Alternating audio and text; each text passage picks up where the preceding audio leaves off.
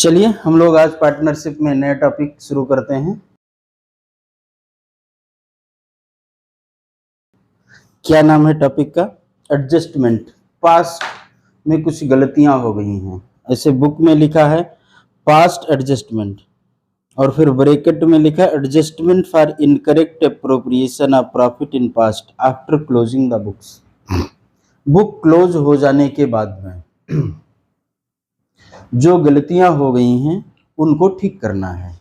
ध्यान दीजिए, मैं पढ़ा क्या रहा हूं, हम लोग क्या पढ़ने चल रहे हैं। एक 11th क्लास का एक चैप्टर है, बताइए उस चैप्टर का नाम क्या है? रेक्टिफिकेशन।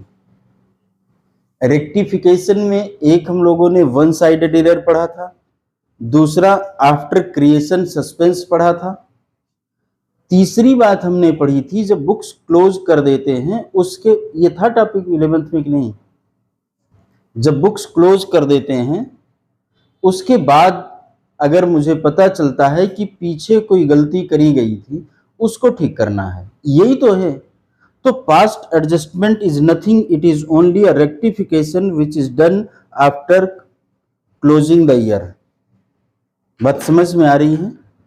जो ईयर क्लोज हो जाने के बाद में रेक्टिफिकेशन करते हैं वही है पार्टनरशिप का एडजस्टमेंट, कुछ और नहीं है। बात समझ में आ रही ना? जो गलत हो गया उसको ठीक करना है, तो अगर वो उसका नाम एडजस्टमेंट है तो ठीक है, मैं भी कहता हूं, but I am doing rectification of error. ठीक है, गलती को सुधार करना है, कुछ नहीं है। अगर मैं ऐसे सोचता हूं तो कुछ नहीं है, और अगर मैं दूसरी तरीके से, बुक में लिखा है पहला स्टेप क्या होगा, टेबल बनाएंगे, दूसरा स्टेप कुछ है इस तरीके से, मैं पढ़ने नहीं जा रहा हूं, टाइम वेस्ट नहीं करना है।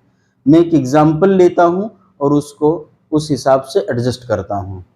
ठीक है, इसमें एक इलस्ट्रेशन है, कह रहे हैं PQR partner in a firm profit firm sharing profit equally, मतलब एक व्यक्ति है P और एक Q है जिनका की प्रॉफिट बराबर बराबर बांटा जा रहा है, मतलब 1:1, दो हिस्से करेंगे तो एक उनको मिलेगा। लेकिन जब 3 होंगे तब दो हिस्से नहीं करेंगे, तब 3 करेंगे, एक एक मिलेगा। देयर फिक्स कैपिटल वर 1 लाख। हम लोगों ने पढ़ा था क्या, अगर फिक्स कैपिटल होती है और दूसरे की कितनी है, 50,000, अगर फिक्स कैपिटल बताई जाती है तो इंटरेस्ट किस पर कैलकुलेट करते हैं? फिक्स कैपिटल पर, और फ्लक्चुएटिंग होती है तो जो बैलेंस होता है उस पर करते हैं। लेकिन किस पर करते हैं? ओपनिंग बैलेंस पर करते हैं। ठीक है, ओपनिंग बैलेंस पर कैलकुलेट करते हैं। तो अभी आगे के क्वेश्चन में ऐसे भी आएगा कि ओपनिंग बैलेंस कैसे कैलकुलेट करें। क्लियर ना? The partnership deed provided for interest on capital at a rate of 10%। तो इंटरेस्ट रेट जो दिया गया है 10% पर एनम दिया गया है। इंटरेस्ट निकालना तो हम लोगों ने सीख रखा है। फॉर द ईयर एंडेड 31 मार्च 2016, ये क्वेश्चन आया हुआ है तभी इसमें 2016 लिखा है। 31/3/2016 में कुछ कह रहे हैं, profits of the firm were distributed without providing interest on capital, मतलब जो भी प्रॉफिट आया उसको डिस्ट्रीब्यूट कर दिया। किसको डिस्ट्रीब्यूट कर दिया? पार्टनर्स को, और इंटरेस्ट उनको नहीं दिया। कह रहे हैं pass necessary adjustment entry to rectify the error. बड़ी समस्या, क्या किया जाए? मतलब उनको इंटरेस्ट देना है, किनको? पार्टनर को। तो किसी को कुछ ज्यादा मिला होगा, किसी को कुछ कम मिला होगा, तो जो भी प्रॉफिट था उनको बांट दिया गया है और ब्याज नहीं दिया गया है। ब्याज की बात करते हैं हम लोग, कैसे करेंगे? दो पार्टनर हैं, एक है P, ये हम लोग बना रहे हैं क्या, वर्किंग नोट। चूंकि उसने ये नहीं कहा इसको कैलकुलेट करो, उसने कहा है एडजस्टमेंट एंट्री पास करो। तो एडजस्टमेंट एंट्री पास करने के लिए जो भी वर्किंग मुझे करनी होती है उसको कहाँ करते हैं, वर्किंग नोट में करते हैं। तो यहाँ पर दो पार्टनर हैं, एक है P और दूसरे हैं Q।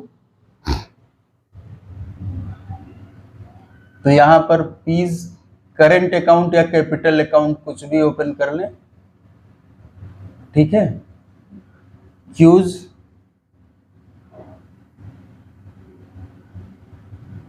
करेंट अकाउंट ले लेते हैं यहाँ,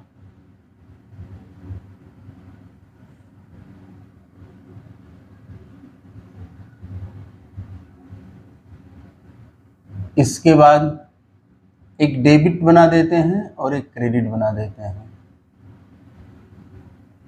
एक डेबिट बना देते हैं और एक क्रेडिट बना देते हैं। यहाँ पर कुछ पर्टिकुलर्स वगैरह लिख लेंगे हम लोग, कुछ और कॉलम में लिख लिया जाएगा, ठीक है। पर्टिकुलर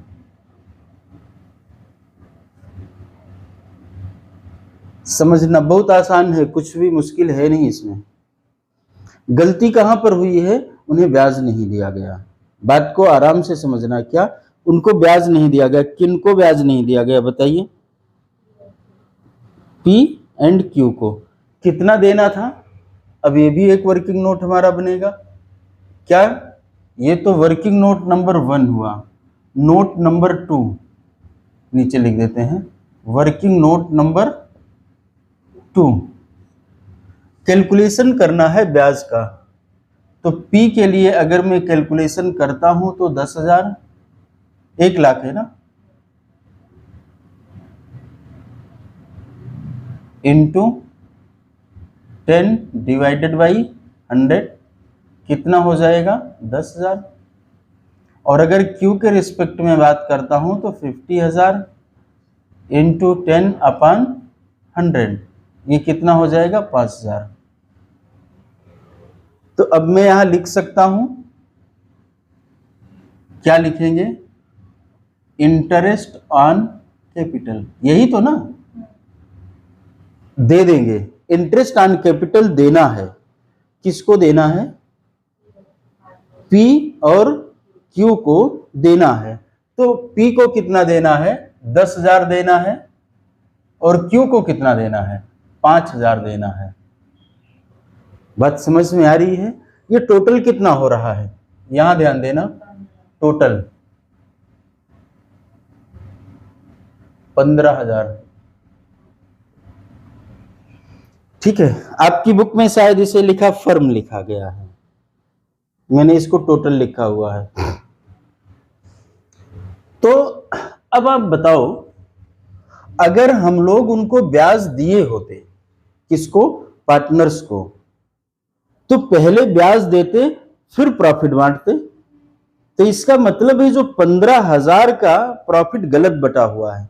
बात समझ में आ गई।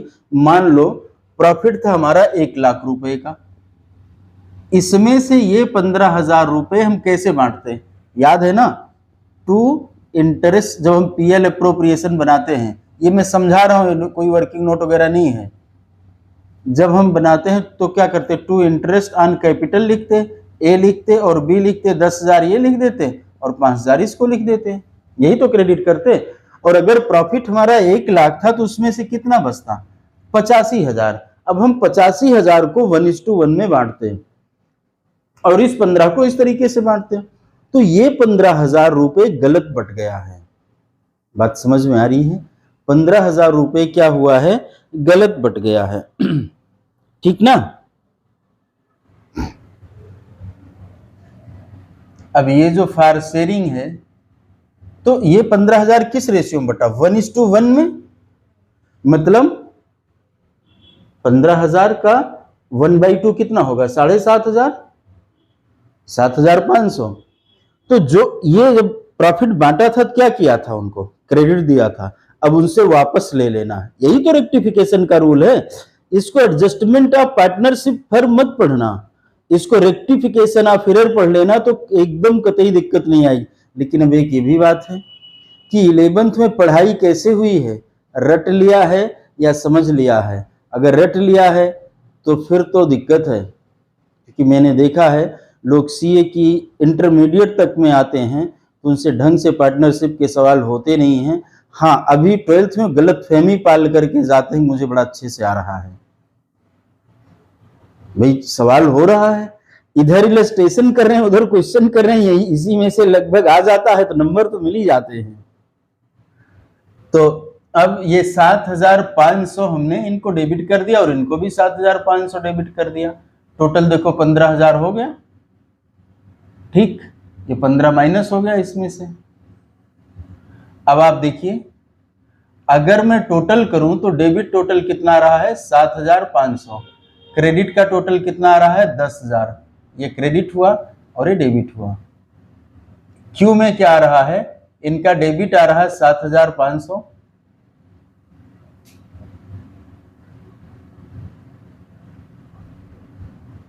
और क्रेडिट कितना आ रहा है 5,000। दोनों का डिफरेंस निकालना।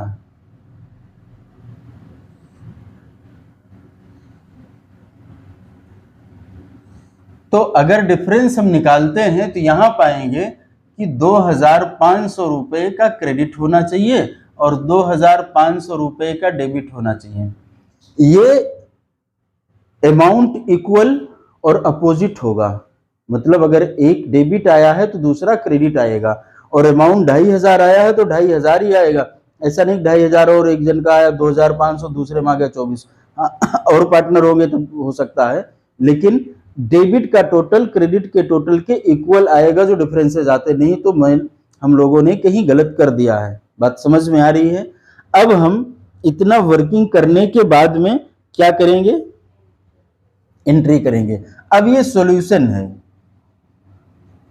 इतनी मेहनत हुई, सॉल्यूशन तो अब हो रहा है। क्या, Q's capital account debit, 2,500 to P's capital. अब किसी बच्चे ने किसी से पूछ करके ये एंट्री कर दी, सॉल्यूशन तो ही इतना है ना, और वर्किंग नहीं बनाया तो उसे कितने मार्क्स मिलेंगे? बहुत तो नहीं मिलने चाहिए, या मिलने चाहिए? नहीं मिलेगा ना।